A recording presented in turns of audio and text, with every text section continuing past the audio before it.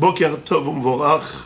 Ce Shabbat, nous allons lire Be'ezrat Hashem, à part la parashat Kitissa, nous allons lire également parashat Para.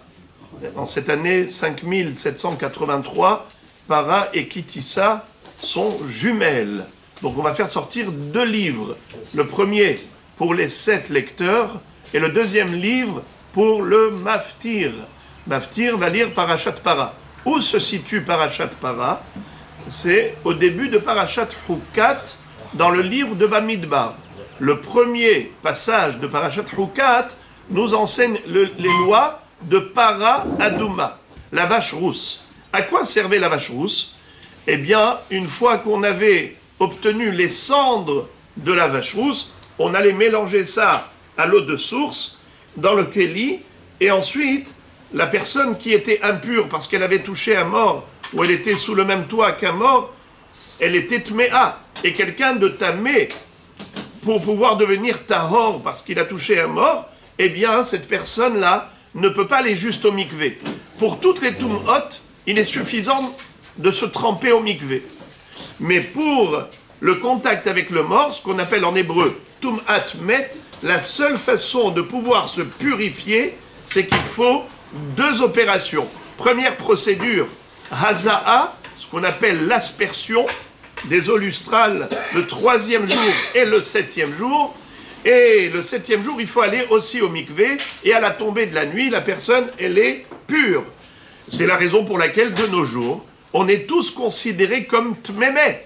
On est tous considérés comme impurs parce qu'on était au contact d'un mort, soit on a été au cimetière, soit on était dans une maison où il y avait un défunt, on était sous le même toit, et on ne peut pas se purifier, nous, de nos jours. Parce qu'aller au mikvé, ça nous purifie de toutes les tum'ot, mais pas de l'impureté relative au contact du mort. Alors maintenant, il faut le savoir qu'à l'époque du Beth Amikdash, on ne pouvait pas rentrer au Beth Amikdash, même de nos jours, on n'a pas le droit de monter sur le mont du Temple, là où se trouve l'esplanade du Beth Amikdash, on n'a pas le droit de rentrer là-bas parce qu'on est tmémet. Mais comment on faisait pour se purifier à l'époque? Eh bien, on allait au Beth Amikdash et on allait se faire asperger avec ces eaux de Efer Para Adouma. Il faut le savoir que tout le Ham Israël se préparait à Haga Pesach, la fête de Pesach où on allait apporter l'agneau pascal, le Korban Pesach, qu'on allait manger la nuit de Pesach. Mais comment tu peux apporter le Korban Pesach si tu es impur? Alors les gens arrivaient en masse pour se faire asperger avec les eaux de Mehatat, de Para Adouma. Voilà pourquoi les Chachamim ont institué, avant Rosh Chodesh Nissan, la lecture de Parashat Para. C'est pour nous rappeler en Zecher de ce qui se faisait à l'époque du Beth Amikdash, où tout Israël venait pour se faire asperger avec les eaux de Para Adouma. Ok. Ça, c'est une raison première à cette institution de la lecture de Parashat Para avant Chodesh Nissan. Donc on a 2 parachiotes qu'on lit avant Purim, 2 parachiotes après Purim. Avant Purim, c'était Parashat Shekalim, Parashat Zachor. Après Purim, Parashat Para et Parashat HaChodesh, juste avant Rosh Chodesh Nissan, Parashat HaChodesh. Maintenant, écoutez ça. Certains Rishonim, et d'ailleurs même le Shulchan Aruch a tranché ainsi, pensent que la lecture de Parashat Para Adouma, c'est pas juste en souvenir de ce qui se faisait à l'époque du Beth Amikdash. C'est carrément une obligation thoraïque, comme la paracha de Zachor. Zachor et Asher Asa Lecha Amalek. C'est une mitzvah de la Torah. Eux, ils pensent que même la lecture de Parashat Para, c'est une mitzvah de la Torah. Et la grande question qui se pose, où est-ce qu'on retrouve dans la Torah une obligation de lire Parashat Hukat, Parashat Para? Où est-ce que c'est écrit ça? Nulle part il est écrit dans la Torah, lisez Parashat Para. Zachor et Asher Asa Lecha Amalek. Zachor, Timchet Zecher Amalek Mitachat Hashamayim, Lo Tishkach. Alors Zechira c'est Lo Tishkach c'est Balev, Zachor c'est Bapé. Mais où est-ce qu'on retrouve ça pour Para Adouma? C'est une très forte question. Beaucoup d'encre a coulé chez les Mefarshim pour trouver une allusion dans la Torah à cette obligation? Eh bien, certains ont voulu dire que c'est en relation avec la faute du veau d'or. Car vous le savez, que Para Adouma, la vache rousse, c'est une mitzvah qui a été donnée pour réparer la faute du veau d'or. Le veau et la vache, c'est la mère et le petit. Rashi nous cite dans Parashat Chukat, il nous dit Tavo ha'em utkaneach tzoat bena. La Para Adouma, c'est une réparation de la faute du veau d'or. Exactement, regardez la belle parabole que donne Rashi.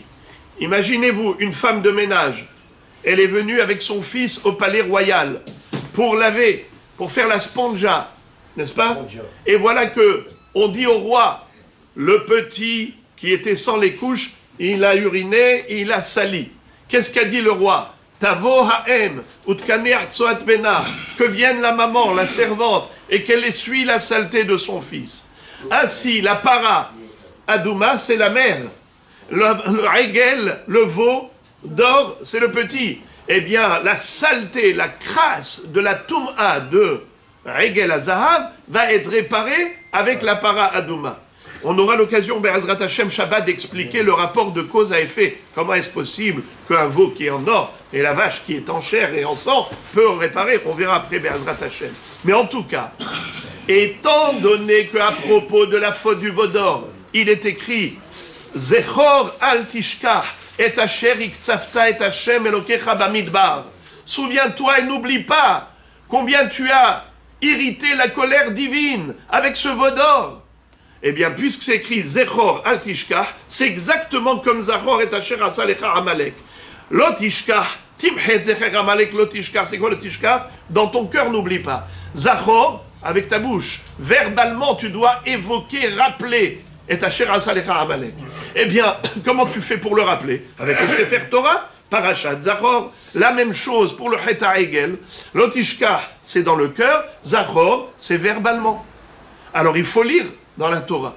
Ça, c'est pour le Het HaEgel. Mais seulement les Hachamim n'ont pas voulu qu'on évoque la faute du veau d'or. C'est une accusation contre Israël. Hasve Shalom. Comment on va lire ça maintenant à la Torah? Pourquoi? On est fiers, on a honte de ce Het HaEgel.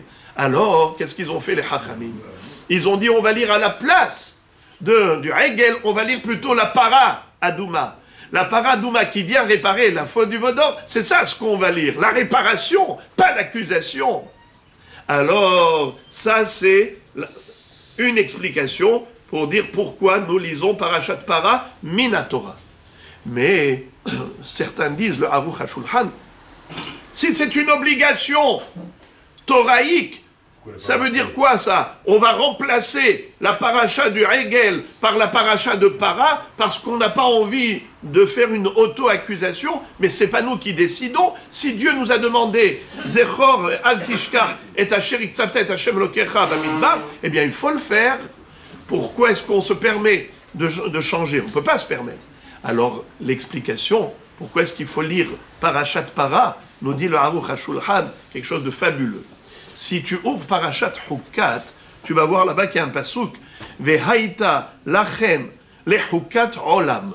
Et c'est écrit une autre fois, Vehaïta libne Israël lechukat olam. Ce sera pour vous une loi éternelle. Ce sera pour vous une loi définitive. Pourquoi c'est écrit deux fois? C'est pour nous dire que la mitzvah de Para Adouma, elle existe au moment du Beth Amikdash. À l'époque du Beth Amikdash, comment on faisait? On faisait vraiment une Para Adouma. On prenait une vache rousse et on la brûlait et les cendres allaient servir, n'est-ce pas? Après la shrita, on faisait un bûcher et ainsi de suite. C'est comme ça que les cendres mélangées aux eaux lustrales permettaient d'asperger l'homme qui était tamé. Mais une fois que le Beth Amikdash est détruit et qu'on n'a pas de Para Adouma encore, alors est-ce qu'il y a encore un Inyan?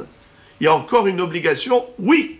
Ve'aïta lachem lechukat olam. Même après la destruction du temple, vous allez lire la parashat Para Adouma. Vous ne pouvez pas mettre en pratique cette mitzvah, alors au moins lisez. Voilà pourquoi il y a écrit lechukat olam deux fois. Une fois pour le Zman Beth Amikdash en pratique, et une fois après la destruction du Beth Amikdash, en théorie, c'est-à-dire la lecture dans le Sefer Torah. Est-ce que les femmes sont tenues de venir écouter Parashat Para? Alors, écoutez, si on dit que c'est en rapport avec la faute du veau d'or, les femmes n'ont pas participé au veau d'or. Elles ont refusé de donner leurs bijoux, n'est-ce pas? Alors, elles ne sont pas concernées. Mais si on dit que c'est pas en rapport avec ça, c'est en rapport avec l'aspersion de Paradouma pour le Korban Pessah, eh bien même les femmes sont tenues de venir. Eh bien d'ailleurs, il faut le dire aux dames de venir écouter Parashat Para. C'est important, comme elles sont venues pour écouter Parashat Zachor, qu'elles viennent également ce Shabbat pour écouter Parashat Para. Be'ezrat Hashem, qu'on puisse mériter que Akadosh Baruch Hu nous envoie le Mashiach et qu'on puisse tous se purifier et accomplir la mitzvah de Korban Pesach, Besimcha, Bekarov, Beyamenu. Amen.